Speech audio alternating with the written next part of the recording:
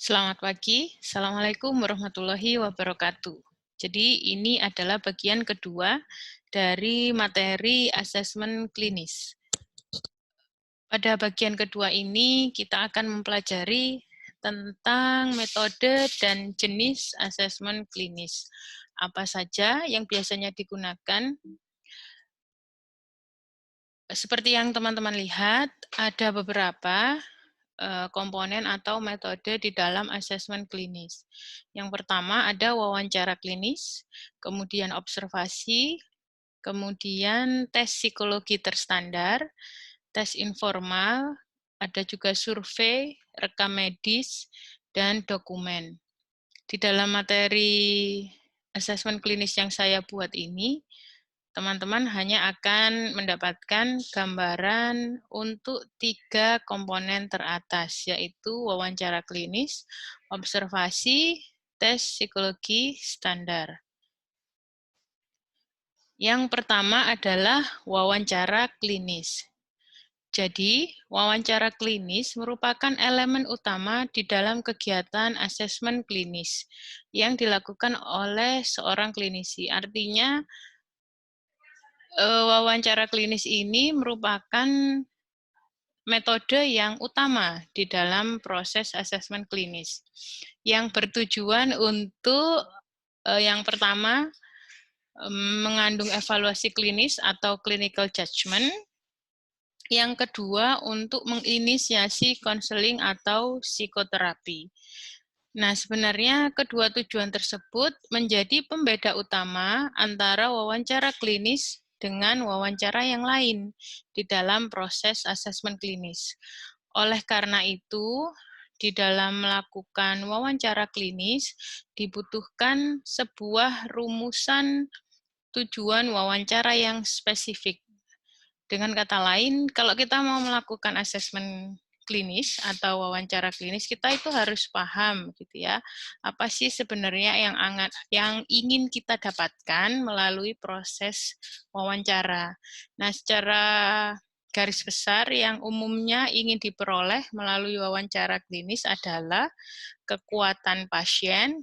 Kekuatan ini bukan seberapa kuat dia ngangkat meja atau gimana gitu, bukan, tetapi sumber daya psikologis yang dia miliki itu seperti apa gitu. Yang membuat pasien itu mampu atau tidak terlibat di dalam menyelesaikan permasalahan psikologis yang dihadapi gitu. Yang kedua, mengetahui kemampuan penyesuaian diri. Yang ketiga, untuk mengetahui sejarah permasalahan. Dan yang keempat, untuk mendapatkan informasi lain yang relevan mengenai pengalaman hidup dan keluarga. Jadi ini tujuan-tujuan spesifik yang akan kita peroleh melalui sebuah wawancara klinis gitu. Nah, ada 2 urutan wawancara klinis. Artinya ada 2 jenis gitu ya, yang dibedakan berdasarkan urutan pelaksanaannya. Yang pertama ada wawancara awal atau biasa kita kenal sebagai intake admission interview. Jadi ini dilakukan ketika kita pertama kali bertemu dengan pasien. Jadi fungsinya untuk mengevaluasi latar belakang kunjungan. Ya, mengapa pasien itu sampai berkunjung atau mendatangi kita sebagai seorang klinisi, gitu. Jadi dengan melakukan wawancara ini kita akan mengevaluasi latar belakang tujuan itu tadi, kemudian ketersediaan sumber daya seperti yang tadi dijelaskan sebelumnya, kemudian kita juga memberikan dukungan bagi kebutuhan pasien selama proses pelayanan berlangsung. Nah, pada saat ditemui, pasien akan diinformasikan terkait persetujuan intervensi atau biasa dikenal sebagai informed consent, yaitu sebuah surat pernyataan yang diisi oleh pasien yang menyatakan bahwa saya bersedia untuk melanjutkan proses layanan psikologis dengan beberapa aktivitas di dalamnya, baik itu asesmen maupun intervensi, yang nantinya mungkin dibutuhkan dan akan dilakukan selama proses layanan. Nah, jika pasien bersedia, maka kegiatan akan dilanjutkan ke wawancara diagnostik. Tetapi jika tidak, maka proses akan berhenti. Proses layanan psikologi akan berhenti. Nah, kemudian yang kedua itu wawancara diagnostik atau diagnostic interview. Perbedaannya dengan yang awal, wawancara ini bertujuan untuk menegakkan diagnosis, juga untuk memperoleh gambaran lebih mendalam mengenai kehidupan pribadi dan kehidupan sosial pasien.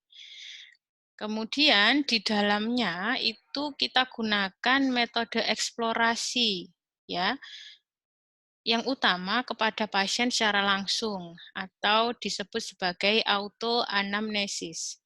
Terkadang juga kita membutuhkan eksplorasi untuk mendapatkan data yang hanya bisa kita peroleh dari individu di sekitar pasien, baik itu keluarga, pasangan, rekan kerja, atau siapa saja yang relevan, atau bisa dikatakan sebagai significant others.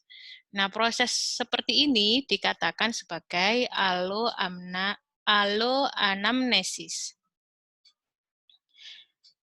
Nah, ada dua komponen di dalam melakukan wawancara klinis. Yang pertama itu yang ingin kita ketahui adalah terkait dengan gejala. Jadi kita mengevaluasi terkait gejala-gejala yang ditampakkan atau disebutkan pada wawancara awal, gitu ya. Jadi ada riwayat perkembangan, ada riwayat kasus yang berkaitan dengan persoalan psikologis, ada riwayat penggunaan obat-obatan atau alkohol, ada riwayat medis, ada riwayat keluarga dengan gangguan medis atau gangguan jiwa. Nah, riwayat ini kita butuhkan untuk mendapatkan informasi yang nantinya digunakan untuk memperjelas persoalan atau permasalahan psikologis yang dialami oleh pasien.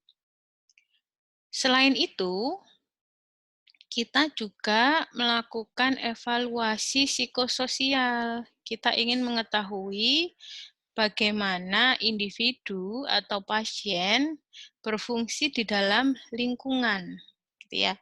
Sehingga yang perlu kita ketahui adalah riwayat keluarga, kemudian riwayat pendidikan, riwayat kriminalitas, atau keterkaitan dengan hukum, ada riwayat hubungan sosial, riwayat psikoseksual, dan beberapa faktor multikultural yang kita anggap itu berkaitan dengan permasalahan yang akan kita dapatkan informasinya. Nah, menurut Ikatan Psikolog Klinis, ada 3 tingkatan dalam wawancara klinis. Pada beberapa referensi lain, mungkin teman-teman akan menemukan bentuk-bentuk yang lain ya. Nah, tapi di sini saya akan menjelaskan dari sudut pandang psikolog klinis. Yang pertama ada wawancara sederhana, yang kedua ada wawancara sedang, yang ketiga ada wawancara kompleks. Sebenarnya dari namanya saja kita bisa membayangkan apa sih yang sebenarnya akan diperoleh dari wawancara tersebut berdasarkan tingkatannya. Nah, sekarang kita ke pewawancara klinis. Jadi, seorang interviewer atau pewawancara itu merupakan elemen penting dalam wawancara klinis itu sendiri, gitu ya. Jadi diharapkan ketika akan melakukan wawancara klinis, seorang pewawancara itu menguasai aspek-aspek teknis dan praktis di dalam wawancara. Nah, ini bisa teman-teman pelajari, salah satunya di mata kuliah observasi dan wawancara.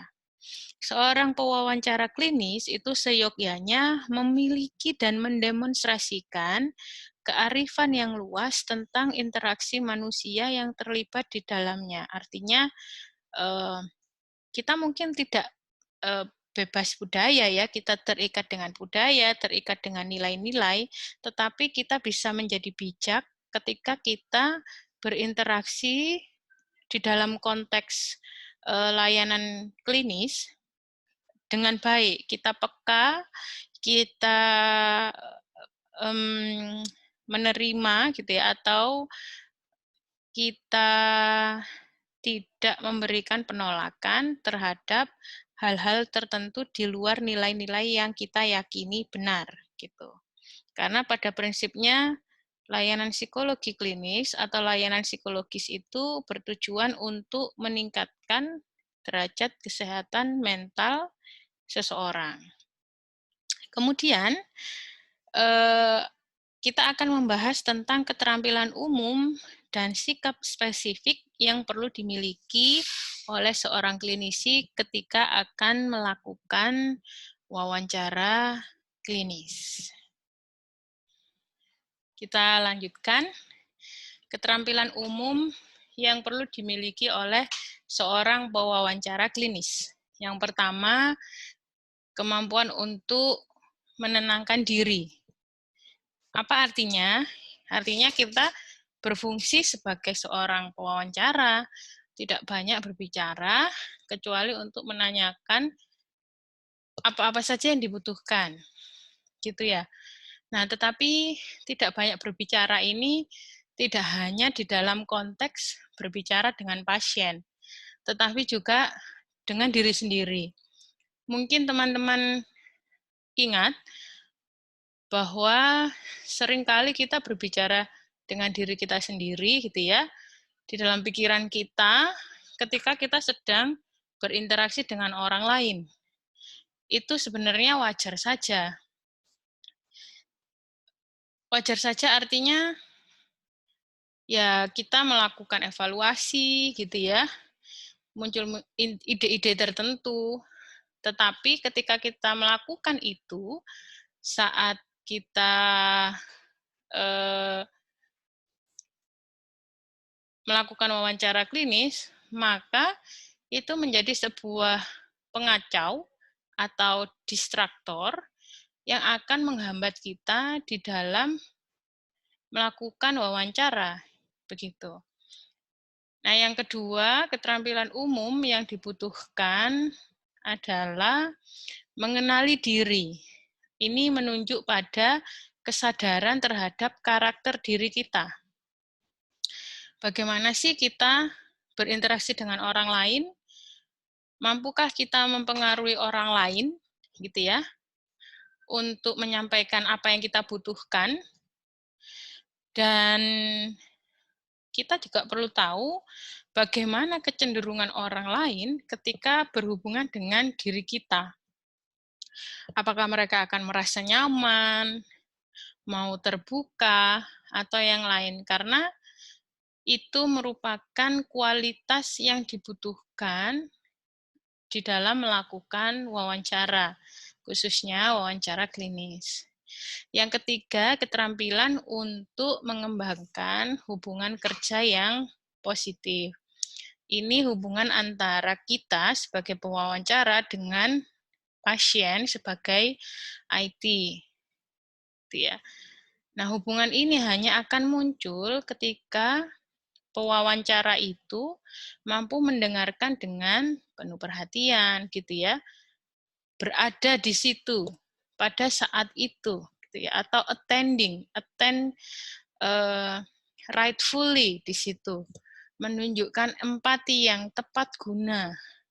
Ya, ketika dia menceritakan situasi yang sedih, ya tentu kita berempati dengan mencoba memahami apa sih yang disedihkan.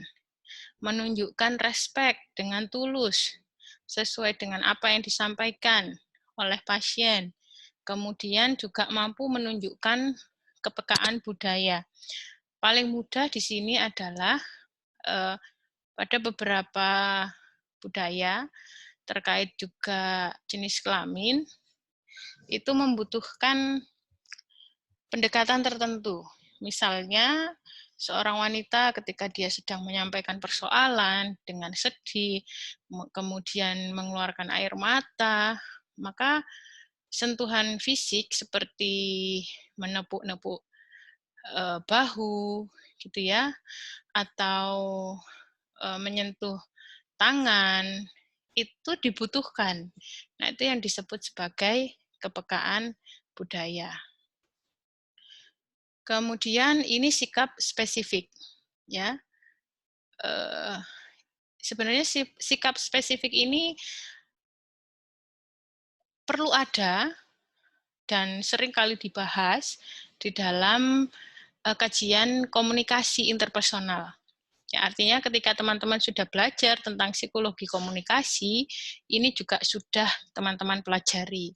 Artinya di dalam melakukan wawancara klinis, kita perlu melakukan beberapa sikap ya untuk menunjang terselenggaranya komunikasi yang efektif antara pewawancara dengan pasien. Dan ini adalah beberapa sikap spesifik. Begitu penjelasan tentang observasi akan dijelaskan pada bagian ketiga. Wassalamualaikum warahmatullahi wabarakatuh.